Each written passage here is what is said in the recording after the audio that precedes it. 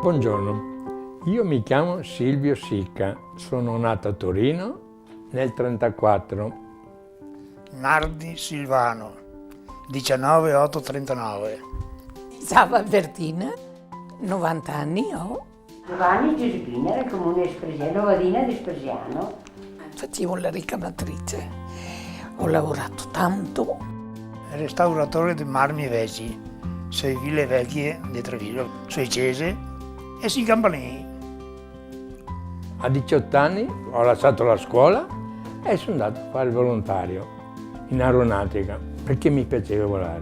Guardi, io la mia vita è stata sono sempre stata molto debole, tanto.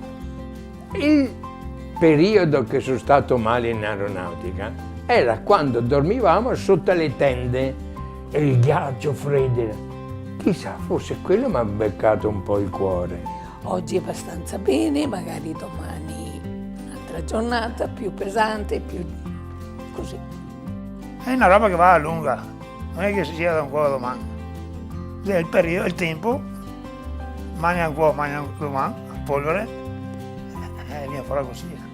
Mi direi, guarda che respiro tutto quanto, è a posto, ma mi manca, dei momenti mi manca.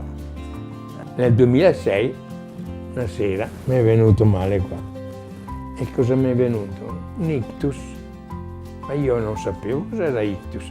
Al mattino ho la badante che mi veste, mi fa la toilette, mi aiuta, perché non faccio più niente, neanche da prendere una bottiglia in mano perché ho le mani che tengono quello che tengono. Ecco.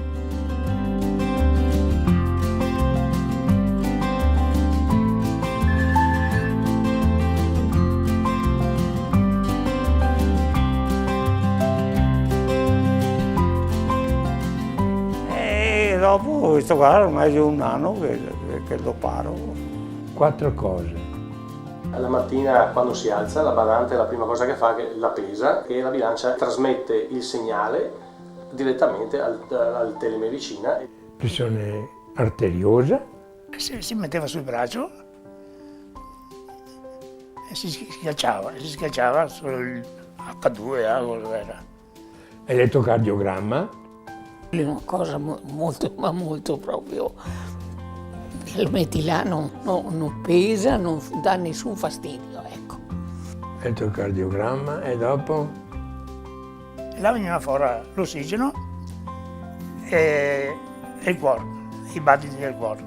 Le prime volte era un po' difficile, ma adesso ormai è normale. Nel giro di 2-3 minuti fa la misurazione e trasmette i dati direttamente appunto a telemedicina. Quando mi sentiva male, misuravo. Prima di averlo, se chi va, non ti sa cosa fare, perché quando che la pressione o una roba non andava, non ti sapevi cosa fare. Oltre alla tranquillità che dà, effettivamente non ha bisogno di essere portata a fare visite specialistiche di continuo. Perché si controlla tutti i giorni e non corre più di andare dal medico o andare al pronto soccorso. La pressione io prima non me la misuravo, quasi mai, qualche rara volta. Hai sempre qualcuno che ti aiuta? È un aiuto abbastanza confortevole. Ti dà quella sicurezza grande, ti senti protetta, ti senti anche allegra tante volte perché si dice, beh.